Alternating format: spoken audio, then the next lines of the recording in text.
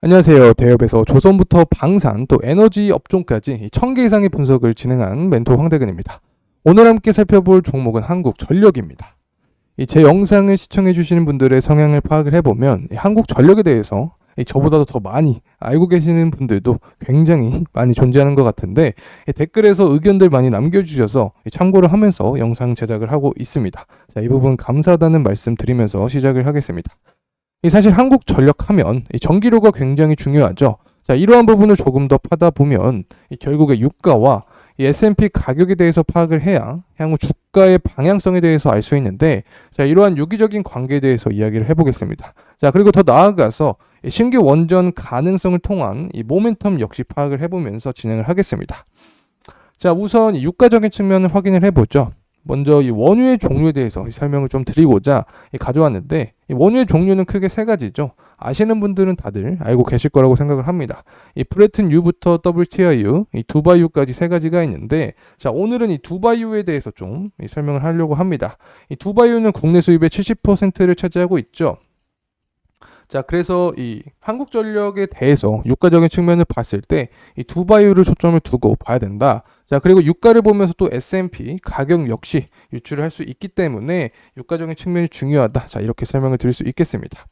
자, 그래서 이 부분에 대해서 좀 궁금해하시는 분들이 있을 것 같아서 간단하게만 설명을 좀 드려보면, 자, 유가의 변동은 결국에 LNG 가격에 영향을 주죠. 또 LNG 가격은 S&P에 영향을 주는 어떤 비례 관계가 있기 때문에 유가가 중요하다. 그 중에서도 70% 수입을 하는 두바이유가 중요하다. 이렇게 설명을 드릴 수 있겠습니다.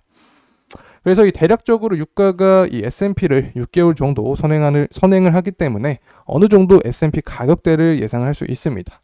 23년 이 상반기 이 두바이 평균가는 이 배럴당 79달러 정도였습니다.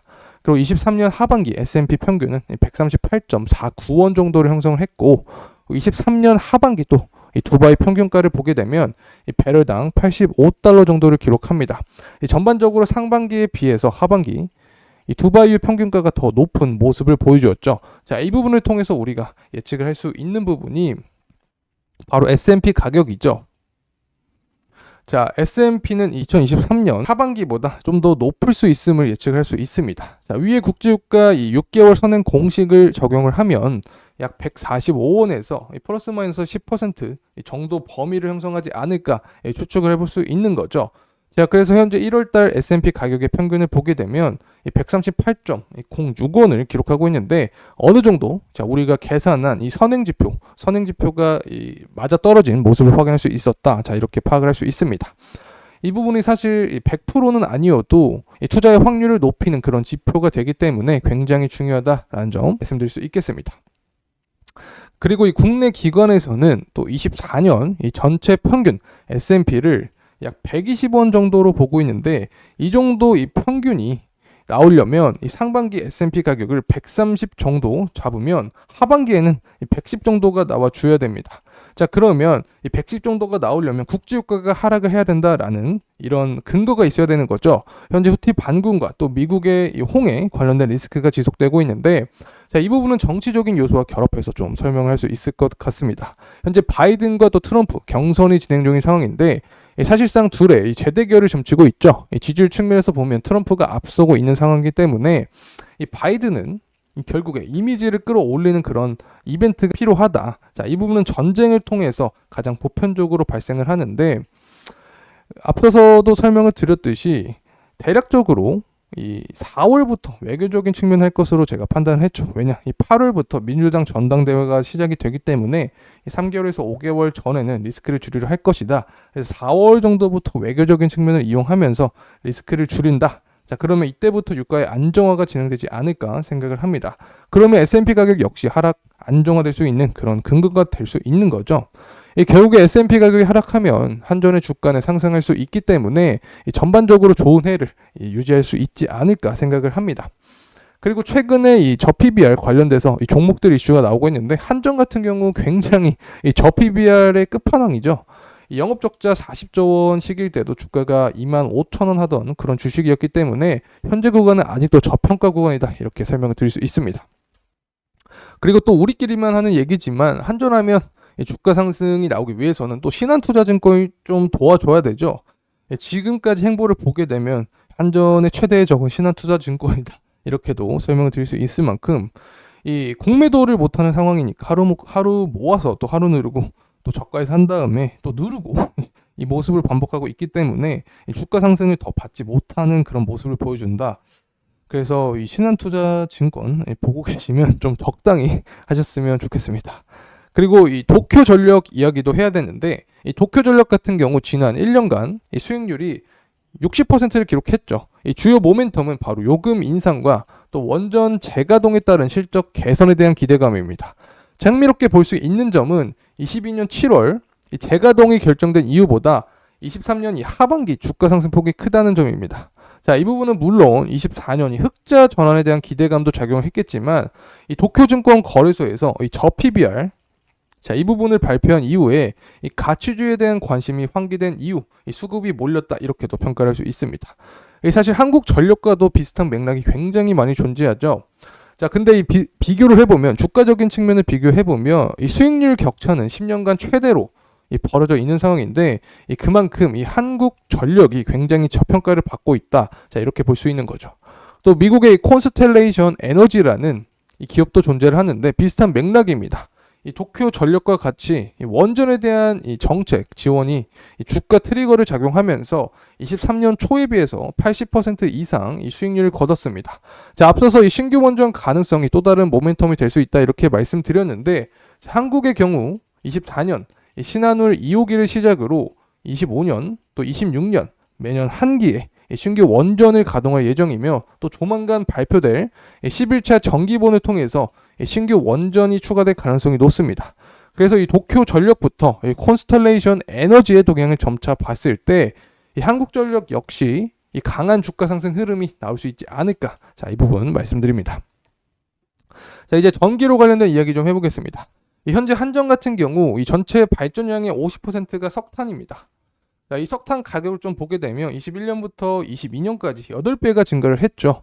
이 전기로는 이전이랑 또 비슷한 수준으로 공급을 하려고 하다 보니까 이 석탄 가격은 오르는데 전기로는 유지하게 되었고 그래서 적자폭이 굉장히 커진 좀 억울한 상황이다라고도 볼 수 있습니다.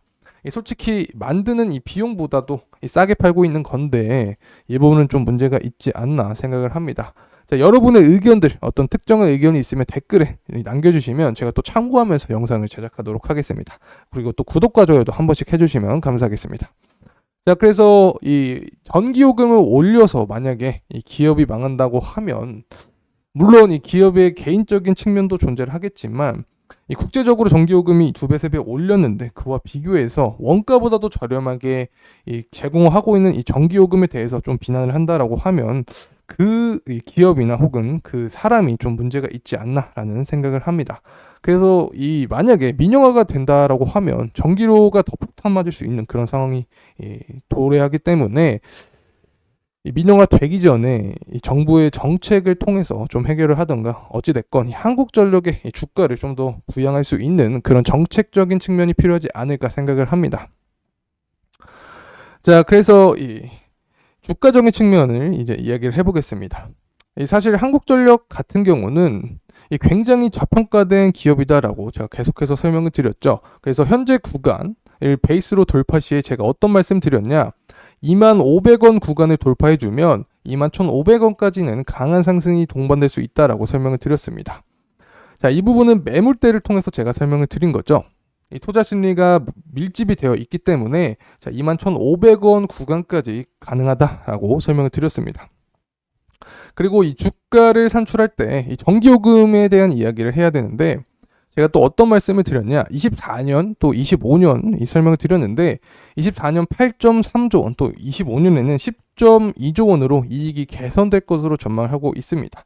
그래서 전반적으로 재무구조 역시 정상화를 바라보는 시점이죠. 자, 하지만 이 발목을 잡는 부분이 이자 비용인데 이 영업이익이 증가를 해도 매년 5조 원 정도의 이자 비용을 내기 때문에 이 높은 부채 비율을 형성할 것이다. 하지만 이 금리 인하의 시기가 돌아오는 만큼 이 이자 비용 역시 감소가 되면서 전반적으로 이 재무구조에 긍정적인 개선세를 보여줄 것이다 라고 설명을 드릴 수 있습니다. 자, 그리고 이 프리미엄 밸류를 구하기 위해서는 과거를 좀 얘기를 해야 됩니다. 한국전력 같은 경우는 이 영업이익이 2012년 이 적자를 시작해서 2016년 12조 원까지 빠르게 개선되는 모습을 보여주었습니다. 이 영업이익이 크게 상승을 하면서 이 자본 역시 빠르게 증가했죠. 12년 이 53조에서 16년 71조 원으로 증가를 했습니다. 이 자본이 저점을 기록했던 13년 2분기 PBR은 0.34배를 기록한 뒤에 16년 상반기까지 0.56배의 PBR을 형성해 주었습니다.